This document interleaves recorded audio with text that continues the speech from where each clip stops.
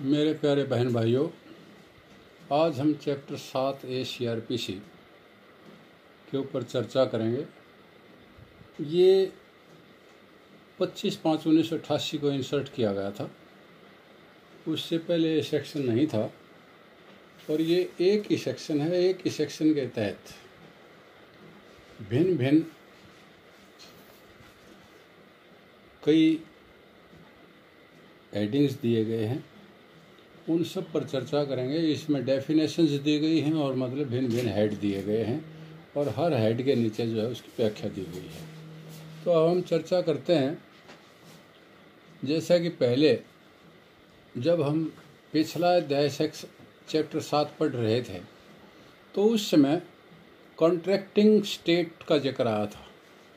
अब contracting state क्या है? कॉन्ट्रैक्टिंग स्टेट वह है जो भारत के बाहर कोई देश या स्थान जिसके संबंध में केंद्रीय सरकार द्वारा संधि के माध्यम से या अन्यथा किसी दूसरे तरीके से देश की सरकार के साथ कोई व्यवस्था की गई है, कोई सुविधा की गई है, कोई समझौता किया गया है, तो वो कॉन्ट्रैक्टिंग स्टेट है। अब दूसरा इसके अंदर डेफिनेशन है आइडेंटिफाइंग, पहचान करना। यानी संपत्ति किसी अपराध के लिए प्रयोग की गई है या उपयोग की गई है, ड्राइव हुई है, मिली है, किसी अपराध के करने में प्राप्त की है या उसके लिए उपयोग की गई है, तो उसकी पहचान करना, ये जो है आइडेंटिफाइंग की डेफिनेशन है। और तीसरा है प्रोसीड्स ऑफ क्राइम, यानी अपराध से आगम क्या हुआ, क्या मिला। इससे अभिप्राय है कि आपराधिक क्रियाकलाप के, जैसे जिसमें मुद्रा वगैरह का लेन देन हुआ, परिणाम स्वरूप किसी व्यक्ति द्वारा प्रत्यक्ष या अप्रत्यक्ष रूप से वो चीज प्राप्त की या उस संपत्ति का मूल्य प्राप्त किया, या तो वो चीज प्राप्त की या उसका मूल्य प्राप्त किया। सिक्के हैं, आपस में अदला बदली में सिक्के ले लेना गलत काम करने के सूरत में, या उन सिक्कों के बराबर की कीमत ले लेना। तो ये जो है प्रोसीड ऑफ क्राइम है कि क्राइम से क्या आमद हुई। उसके बाद जो है प्रॉपर्टी को डिफाइन किया है कि प्रॉपर्टी से क्या तात्पर्य है। प्रॉपर्टी से तात्पर्य भौतिक, अभौतिक, किसी भी तरह की संपत्ति है, चल है, अचल है, टेंजिबल, इनटेंजिबल। टेंजिबल के माने है मूर्त, जिसको छुआ जा सकता है। इनटेंजिबल है जो छुआ नहीं जा सकता, अदृश्य है। हर प्रकार की संपत्ति, इसमें जैसे डीड्स एंड इंस्ट्रूमेंट भी आते हैं, वो संपत्ति ऐसी संपत्ति हक या हित को साक्षांकित साक्षित करने वाला विलेख या लिखित कोई भी दस्तावेज जो किसी अपराध के किए जाने में पैदा हुआ है या उसके उपयोग में लाया गया है या उस अपराध के आगम के माध्यम से प्राप्त संपत्ति भी इसमें शामिल है। उसके बाद अगला है ट्रेसिंग। ट्रेसिंग के माने है कि वो संपत्ति जिसका पता लगाना है, किसी संपत्ति की प्रकृति, उसका स्रोत के कहाँ से आई, किस रूप की है, उसका संचलन कैसे हुआ, हक या स्वामित्व तो किसका है, इस चीज़ का पता करना, इस बात का वो करना। डिस्पोजिशन भी इसमें एक शब्द है जिसके माने है कि संपत्ति का स्वभाव कैसा है, ये भी जानना। ये सारी बातों के लिए ये उसकी डेफिनेशन थी। अब अगला सेक्शन 105B है। ये 105A था जिसमें डेफिनेशंस दी गई थी। अब 105B की हम बात करते हैं तो 105B में क्या कहता है? जहां भारत का कोई भी न्यायालय किसी आपराधिक मामले के संबंध में ये चाहता है कि हाजिर होने अथवा किसी दस्तावेज या किसी अन्य चीज़ को पेश करने के लिए किसी व्यक्ति की गिरफ्तारी के लिए किसी वारंट का जो उस न्यायालय द्वारा जारी किया गया है उसकी इम्प्लीमेंटेशन के लिए, निष्पादन के लिए किसी संविधाकारी राज्य के किसी स्थान में किया जाए, जहां वह ऐसे वारंट की दोहरी प्रति के रूप में ऐसे न्यायालय, न्यायाधीश या मजिस्ट्रेट को ऐसे अपराधिकारी के माध्यम से भेजेगा जो केंद्र सरकार द्वारा अधिसूचित है।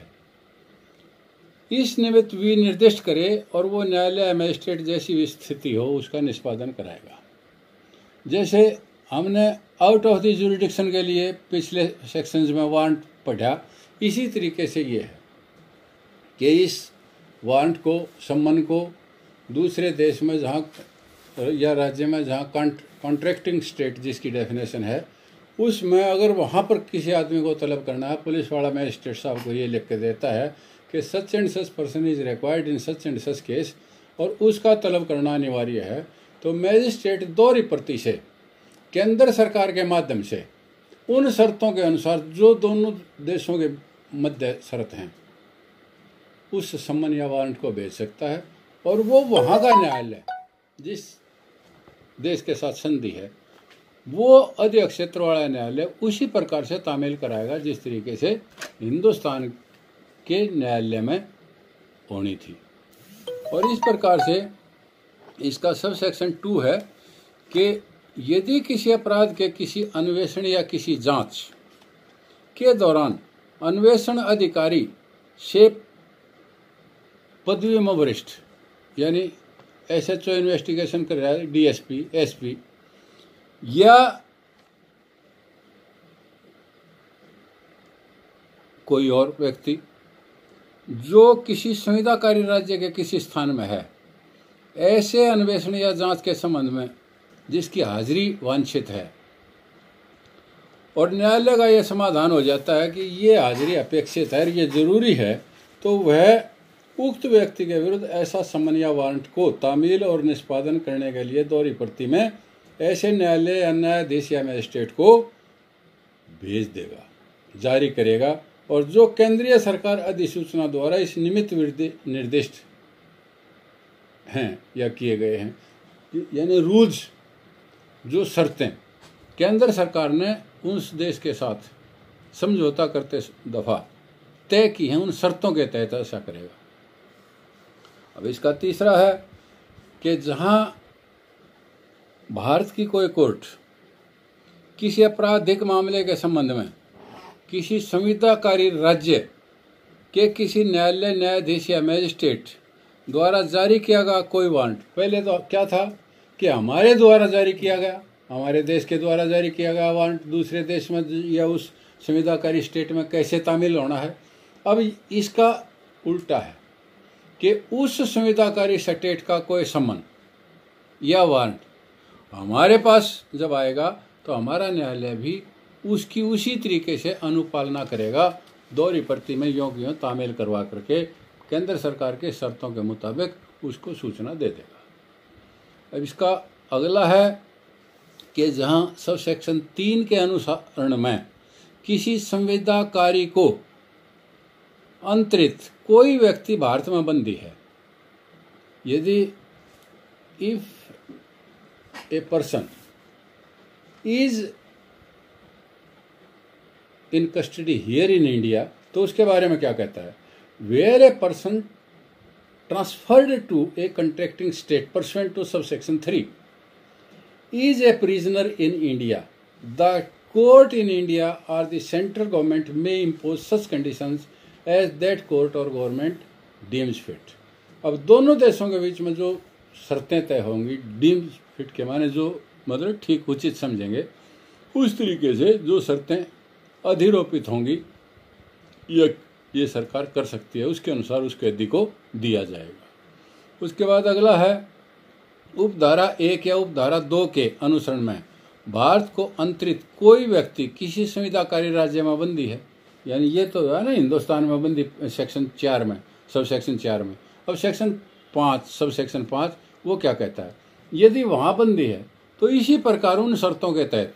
उसको भारत में अंतरित किया जा सकता है और उसकी अनुपालना की जाएगी उन्हीं शर्तों के अनुसार जो केंद्रीय सरकार लिखित रूप में देगी। अब उसके बाद जो है 105C है, असिस्टेंस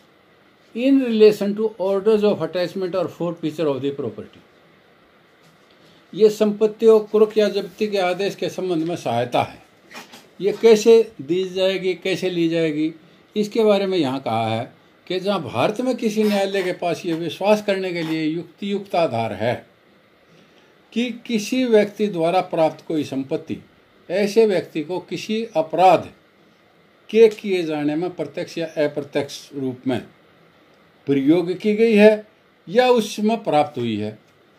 तो वहाँ वह संपत्ति की कुर्की या जब्ती का कोई आदेश दे सकता है। और वह धारा 105 घ और 105 ये यानी 105D और 105J के तहत जैसा भी उचित समझे वो ठीक कर सकते हैं। इसके बाद अगला है कि जहां न्यायालय ने उपधारा 1 यानी जो अभी मैंने ऊपर बताया उसके अनुसार के अधीन किसी संपत्ति को कुर्क या जब्त कर लिया या उसका आदेश दे दिया, तो ऐसी संपत्ति को किसी संविधाकारी राज्य में होने का संदेह है, वहाँ न्यायालय संविधाकारी राज्य के न्यायालय या प्राधिकारी को ऐसे आदेश के निष्पादन के लिए अनुरोध पत्र जारी कर सकता है। सपोज हमारे देश का किसी दूसरे राज्य के साथ या किसी दूसरे देश के साथ जो समझौता है और ऐसा विश्वास न्यायालय को है कि वो संपत्ति फला जगह है, उस राज्य में है जहां हमारा समझौता है, तो उसको ये निर्देश दे सकता है कि अनुरोध पत्र भेज सकता है कि इसकी अनुपालना कराई जाए। तो इसी प्रकार से अगला है कि केंद्र सरकार को किसी संविधाकारी राज्य के न्यायालय या किसी प्राधिकारी के अनुरोध पत्र पर, ये पहले जो हमने बताया था कि हम ऐसा कर सकते हैं, अब वो दूसरा उसी प्रकार से कि वो राज्य भी हमारे साथ इसी तरीके का अनुरोध पत्र भेज सकता है। यदि कोई चीज़ कोई हमारे राज्य के अंदर उनकी है और वो उनको ये अंदेशा है या मतलब पूर्ण रूप से विश्वास है कि ये संपत्ति मतलब भारत के अंदर फला न्यायालय के क्षेत्राधिकार में है, तो वहाँ की जो हमारी संविदा स्टेट है वो हमारी केंद्र सरकार के माध्यम से इसी तरीके से हमारे न्यायालय को लिख सकती है और वो उन उपबंधों के अनुसार ही वो भी मतलब निष्पादन के लिए कार्य करेगा। अब 105D है, आइडेंटिफाइंग अनलॉफुल एक्वायर्ड प्रॉपर्टी, जो गैर कानूनी तरीके से विधि विरुद्ध संपत्ति अर्जित की गई है उसकी पहचान करना। इसकी पहचान कैसे होगी कि न्यायालय द्वारा सेक्शन 105C की उपधारा 1 के अंडर या 3 के अंडर जो ये अनुरोध पत्र प्राप्त होने पर पुलिस उप निरीक्षक से वे निम्न पदवी या किसी पुलिस अधिकारी को ऐसी संपत्ति का पता लगाने और पहचान करने के लिए सभी आवश्यक कार्रवाई करने के लिए निर्देश दे सकता है। उपधारा 1 में जो बात कही गई है वो कार्रवाई में किसी व्यक्ति, स्थान, संपत्ति, दस्तावेज या इंस्ट्रूमेंट, किसी बैंक या सार्वजनिक वित्तीय संस्था की लेखा बही या किसी अन्य सुसंगत विषय में के संबंध में जांच, अन्वेषण या सर्वेक्षण भी शामिल हो सकता है। इसी प्रकार से उपधारा 2 में निर्दिष्ट कोई जांच, अन्वेषण या सर्वेक्षण उक्त न्यायालय द्वारा इस निमित्त जारी किए गए आदेशों के अनुसार उपधारा 1 में उल्लिखित अधिकारों द्वारा किया जाएगा। यानी ये सारी बातें जैसे हम पिछले वारंट्स के सेक्शन में पढ़ चुके हैं, वस्तुतः वो वही है। जहाँ पर आउटसाइड द ज्यूरिडिक्शन शब्द था, वहाँ पर आप ये समझिए कि स्टेट, कॉन्ट्रैक्टिंग स्टेट शब्द है, बाकी तकरीबन वही है, उसी तरीके से उनकी अनुपालना है और उसी तरीके से वो सारी की बात होगी। अब उसके बाद जो है 105E की बात हम करते हैं, उसमें क्या कहता है कि जहां 105 डी के तहत जांच अन्वेषण करने वाले किसी अधिकारी के पास यह विश्वास का कारण है कि किसी संपत्ति के जिसके संबंध में ऐसी जांच या अन्वेषण किया जा रहा है, छपाए जाने या अंतरित किए जाने यानी ट्रांसफर करने या इसके विषय में किसी रीति से व्यवहार किए जाने की संभावना है, तो जिसका परिणाम संपत्ति का निपटान हो सकता है यानी सेल ट्रांसफर हो सकता है, तो फिर वहां पर क्या है, उक्त संपत्ति को जब्त करने का आदेश दिया जा सकता है। और जब यह आदेश दिया जा सकता है जहां ऐसी संपत्ति को जब्त करना व्यवहार्य नहीं है, तो वहां क्या होगा, इस कुर्की का आदेश ये निर्देश देते हुए किया जा सकता है कि ऐसी संपत्ति या ऐसा आदेश करने वाले अधिकारी की पूर्व मर्जी के बिना, अनुज्ञा के बिना अंतरित नहीं किया जाएगा। यानी किसी कोर्ट ने जब ऑर्डर कर दिया जब्ती का या पुलिस वाले ने कर दिया, तो यहाँ पर यह होगा कि इसकी अनुमति के बिना इसका ट्रांसफर नहीं किया जा सकता और इस विषय में या अन्यथा इसका व्यवहार नहीं किया जा सकता। ऐसे आदेश की एक प्रति तामील संबंधित व्यक्ति पर की जाएगी, यानी एक कॉपी उस आदमी को दी जाएगी जिसके कब्जे से वो प्रॉपर्टी लेनी है और उसका जब्ती की जानी है। अगला सेक्शन क्या कहता है कि इस उपधारा 1 यानी 105 के तहत जब किए गए आदेश का जब तक कोई प्रभाव नहीं होगा, जब तक वह आदेश उसके किए जाने के 30 दिन की अवधि के भीतर उक्त न्यायालय के आदेश द्वारा पुष्टि नहीं कर दी जाती। यानी जब कोई ऑर्डर पास किया जाता तो विद इन 30 डेज जो है इसकी कंफर्मेशन होनी अनिवार्य है। अब 105F क्या कहता है, मैनेजमेंट ऑफ प्रॉपर्टी सीज्ड और फॉरफिटेड अंडर दिस चैप्टर। इस चैप्टर के तहत जब कोई संपत्ति सीज कर ली या फॉरफिट कर ली, जब्त कर ली, तो उसका प्रबंध कैसे करना है। उस क्षेत्र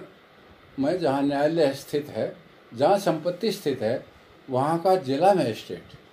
या किसी अधिकारी को जो जिला मजिस्ट्रेट के द्वारा अपॉइंट किया गया है, नॉमिनेट किया गया है, उसको इस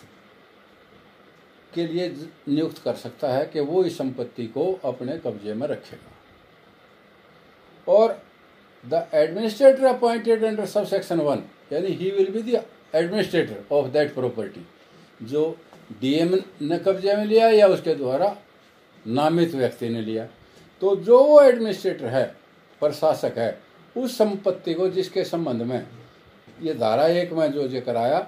आदेश किया गया है, ऐसी रीति से और ऐसी शर्तों के अधीन रहते हुए जो केंद्रीय सरकार द्वारा विनिर्दिष्ट की जाएं, प्राप्त करेगा और उसका प्रबंध करेगा। यानी central government will frame the policy और उस पॉलिसी के तहत जो है ना वो एडमिनिस्ट्रेशन या प्रशासक उस संपत्ति को रखेगा। इसके बाद प्रशासक या केंद्रीय सरकार की संपत्ति के निपटान के लिए ऐसे उपाय भी करेगा जो केंद्र सरकार कहेगी या निर्देश करेगी। तो इस प्रकार से ये सेक्शन 105F खत्म होता है। और अब हम 105(6) की बात करते हैं, notice of forfeiture of property. कि जब कोई प्रॉपर्टी जब्त की जाती है तो उसका नोटिस जो है कैसे दिया जाता है। ये कहता है कि if as a result of inquiry, investigation और survey under section 105D the court has reason to believe that all or any of such properties are proceeds of crime। जब यह विश्वास हो जाए कि ये सारी प्रॉपर्टी उस क्राइम की वजह से या तो क्राइम से प्राप्त हुई हैं या इनके द्वारा क्राइम किया गया है, तो it may serve a notice upon such person calling upon him within a period of 30 days specified in the notice to indicate the source of income. ये नोटिस दे सकता है कि बता तेरे पास ये संपत्ति कहाँ से आई, किस सोर्स से आई और अर्निंग या तेरी असेट्स क्या हैं, आउट ऑफ विच जिससे ये प्रॉपर्टी आपने ली, वो सारी बातें बताने के लिए नोटिस दिया जा सकता है। और इस वो सबूत जिस पर यह निर्भर करता है तथा अन्य सुसंगत जानकारी और देने के लिए ये कारण बताए कि ऐसी सभी और किसी संपत्ति जैसी भी स्थितियों को अपराध का आगम क्यों ना घोषित किया जाए। यदि वो कारण नहीं बता पाता तो क्यों ना इस प्रॉपर्टी को यह बताया जाए कि it is due to that crime, और केंद्रीय सरकार को ये क्यों ना जब्त करवाई जाए, तो ये नोटिस दिया जा सकता है। इसके बाद अगला है जहां पर सब सेक्शन 1 के तहत ये नोटिस दिया जाता है कि कोई संपत्ति ऐसे व्यक्ति की ओर से किसी अन्य व्यक्ति द्वारा धारित है, मतलब इज बीइंग हेल्ड, यानी कोई दूसरा आदमी उस प्रॉपर्टी को रख रहा है अपने कब्जे में, तो वहां सूचना की एक प्रति ऐसे व्यक्ति को भी दी जाएगी इन हुज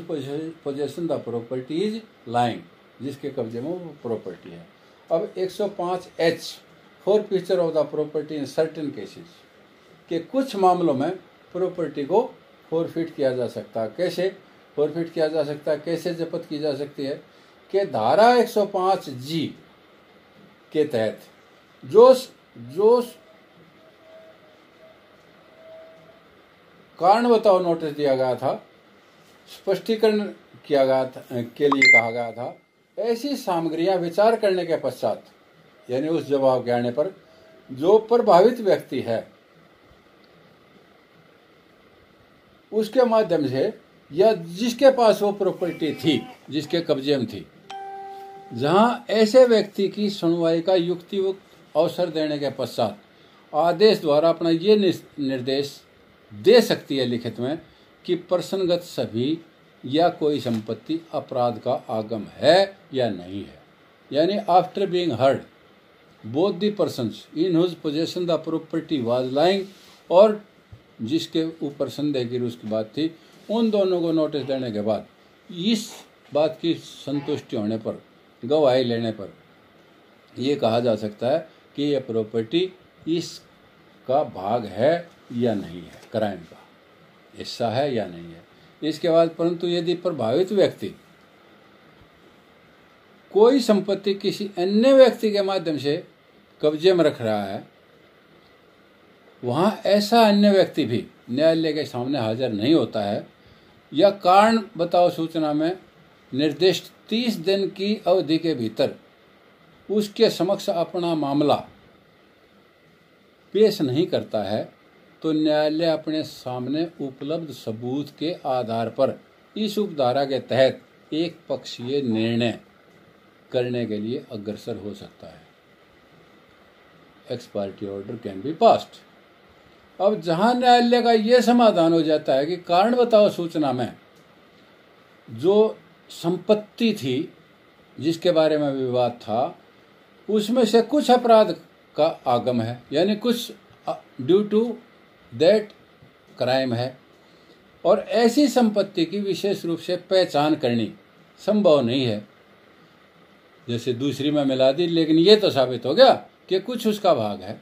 लेकिन उसकी पहचान करना संभव नहीं है, तो वहाँ न्यायालय के लिए ऐसी संपत्ति को विनिर्दिष्ट करना जो उसके सर्वोत्तम निर्णय के अनुसार उपधारा 1 के अधीन तदनुसार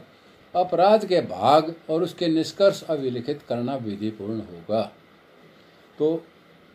अब इससे अगला क्या है कि जहाँ न्यायालय इस धारा के अधीन इस आशय का निष्कर्ष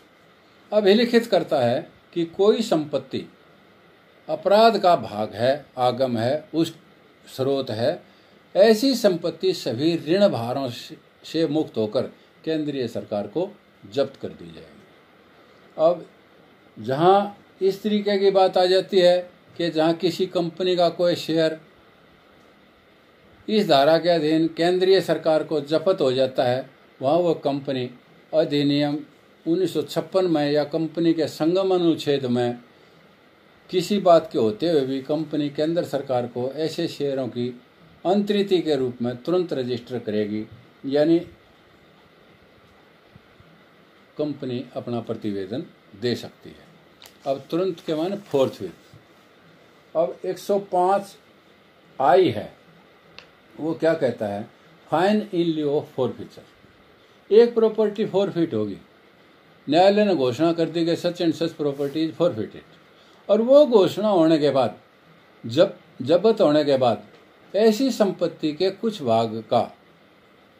स्रोत जो न्यायालय में समाधानप्रद रूप से साबित नहीं किया जा सकता, वहाँ केवल ये प्रॉपर्टी सारी की सारी वो, और उसमें से कुछ जो है उसने खुर्द बुर्द कर दी, तो उसके बदले में, जब्ती के बदले में क्या होगा, ऐसे भाग के बाजार मूल्य के बराबर जुर्माने का भुगतान करने का विकल्प दे सकता है। अब उपधारा 1 के अधीन जुर्माना लगाने पर आदेश देने से पहले प्रभावित व्यक्ति को सुनवाई का मौका जरूर दिया जाएगा। उससे अगला क्या है कि जहां प्रभावित व्यक्ति sub section 1 of section 105I के अधीन दे जुर्माने का ऐसे समय के भीतर जो उस निमित्त अनुज्ञात किया गया है भुगतान कर देता है, तो वहाँ न्यायालय आदेश द्वारा उस जब्त की गई संपत्ति को रिलीज कर देगा। इस प्रकार से सेक्शन 105J पर अब हम आते हैं कि certain transfers to be null and void. कुछ ट्रांसफर कर दिए तो वो नल एंड वाइड कैसे होंगे? जैसे धारा 105G है और E है। E और G के अधीन सूचना जारी करने के बाद कुछ प्रॉपर्टी जो है वह ट्रांसफर कर दी और ध्यान नहीं दिया जाता, तो फिर वहां पर क्या होगा, ऐसी संपत्ति बाद में धारा 105H the transfer of such property shall be deemed to be null and void. जैसे हमने पीछे के सेक्शंस में पढ़ा था अटैचमेंट में कि ए ने बी को एक मकान बेच दिया, उसकी रजिस्ट्री करवा दी और कह दिया कि भाई 2 महीने में कब्जा लिया दिया जाएगा। जबानी बात ये कर ली कि भाई 2 महीने मैंने लगेंगे, ज़्यादा सामान है मकान को खाली करने में और शिफ्टिंग करने में, कहीं अरेंज करने में। मीन टाइम जो है उस प्रॉपर्टी की अटैचमेंट हो जाती है, तो जो वो खरीदार है वो जा सकता है, वो अपना एतराज़ कर सकता है कि जी यह प्रॉपर्टी तो जिस दिन अटैच हुई उससे पहले मैंने खरीद लिया तो मेरी है। तो इस सेक्शन का भाव ये था। उसके बाद procedure in respect of letter of request, अनुरोध पत्र के संबंध में प्रक्रिया। इस अध्याय के तहत जो है केंद्र सरकार को किसी संविधाकारी राज्य से प्राप्त प्रत्येक अनुरोध पत्र यानी लेटर, सम्मन, वारंट या किसी भी उस कॉन्ट्रैक्टिंग स्टेट को भेजा जाता है। प्रत्येक अनुरोध पत्र, सम्मन, वारंट केंद्रीय सरकार द्वारा यह मिलता है तो संविधाकारी राज्य को प्रेषित किया जाएगा और भारत के संबंधित न्यायालय को भेजा जाएगा, जैसी भी स्थिति हो। यानी यहाँ वाला वहाँ भेजा जाएगा, वहाँ वाला यहाँ भेजा जाएगा। इसका सारे का तात्पर्य ये है कि procedure in respect of letter of request. अब अगला क्या कहता है 105L कि इस अध्याय का कैसे लागू होगा। कहता है कि केंद्र सरकार राजपत्र में अधिसूचना द्वारा ये निर्देश दे सकती है कि ऐसे संविधाकारी राज्य यानी कॉन्ट्रैक्टिंग स्टेट के संबंध में जिसके साथ आपसी व्यवस्था की गई है, इस अध्याय का लागूकरण ऐसी शर्त, अपवाद और अहर्ताओं के अधीन होगा जो उक्त अधिसूचना में की गई है। यानी जो टर्म्स एंड कंडीशंस विच है been mentioned there in the agreement of central government with the state contracting state, तो उसके अधीन ही उनके तहत इन शर्तों का लागू किया जाएगा। ये सारे उपबंध लागू होंगे, ये इसके अंदर कहा गया है। तो आज हमने सेक्शन 105 चैप्टर 7A की चर्चा की। मुझे आशा है नहीं विश्वास है कि यदि आप लोगों को ये बात अच्छी लगी तो आप इसे लाइक भी करें और सब्सक्राइब भी करें ताकि आपको अगला लेक्चर मिल सके। कल बहुत इम्पोर्टेंट चैप्टर 8 के ऊपर हम चर्चा करेंगे कि security for keeping the peace and for good behaviour, जो बहुत इम्पोर्टेंट है। मुझे आशा ही नहीं विश्वास है कि जो लोग मेरा लेक्चर सुन रहे हैं कोशिश करें कि कल उसको पहले पढ़ लें ताकि जब लेक्चर दिया जाए तो आपको वो सारी बात ज़बानी याद हो सके। धन्यवाद। जय हिंद।